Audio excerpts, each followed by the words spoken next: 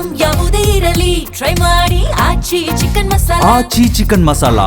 Israel Iran ಮತ್ತು America ಮಧ್ಯದಲ್ಲಿ ಈ ಯುದ್ಧ ಪ್ರಾರಂಭ ಆದಾಗಿನಿಂದಲೂ ಕೂಡ ಹರ್ಮುಜ್ ಜಲಸಂಧಿಯ ಮೂಲಕ ತೈಲ ಮತ್ತು LPGಗಳ ಸಾಗಾಟ ಕಂಪ್ಲೀಟ್ ಆಗಿ ಸ್ಥಗಿತ ಆಗೋಗಿತ್ತು. ಇತ್ತೀಚೆಗೆ ಹಂಗೋ ಹಿಂಗೋ ಮಾಡಿ ಭಾರತದ ಒಂದಷ್ಟು ಹಡಗುಗಳು ತೈಲ ಮತ್ತು LPG ಹೊತ್ತು ಅಲ್ಲಿಂದ ಬರ್ತಾ ಇರೋದನ್ನ ಗಮನಿಸ್ತಾ ಇದೀವಿ. ಈಗ ಮತ್ತೊಂದು ಅದೇ ರೀತಿಯ ಬೆಳವಣಿಗೆಯನ್ನ ಭಾರತ ನಿರೀಕ್ಷೆ ಮಾಡ್ತಾ ಇದೆ. ಪ್ರಮುಖವಾಗಿ ಇಸ್ರೇಲ್ ಮತ್ತು ಅಮೆರಿಕ ಇರಾನ್ ಮೇಲೆ ಯುದ್ಧ ಸಾರಿದಾಗಿನಿಂದ ಕೂಡ ಹರ್ಮುಜ್ ಜಲಸಂಧಿಯ ಮೇಲೆ ಇರಾನ್ ನಿರ್ಬಂಧ ಹೇರಿತ್ತು. ಇರಾನ್ನ ನಿರ್ಬಂಧದ ನಡುವೆಯೂ ಕೂಡ ಭಾರತದ 9 ಹಡಗುಗಳು ಹರ್ಮುಜ್ ದಾಟಿ ಇಲ್ಲಿ ತನಕ ಬಂದಿದೆ. ಬೇರೆ ದೇಶಗಳಿಗೆ ಹೋಲಿಕೆ ಮಾಡಿದ್ರೆ ಈ ಮಾರ್ಗದಲ್ಲಿ ಅತಿ ಹೆಚ್ಚು ಹಡಗುಗಳನ್ನ ದಾಟಿಸಿರುವ ಹೆಗ್ಗಳಿಕೆ ಕೂಡ ನಮ್ಮ ಭಾರತದಾಗುತ್ತೆ. ಭಾರತ ಸೇರಿದಂತೆ 5 ದೇಶಗಳ ತೈಲ ಟ್ಯಾಂಕರ್ಗಳ ಸಂಚಾರಕ್ಕೆ ಇರಾನ್ ಅನುಮತಿ ಕೊಟ್ಟಿದೆ.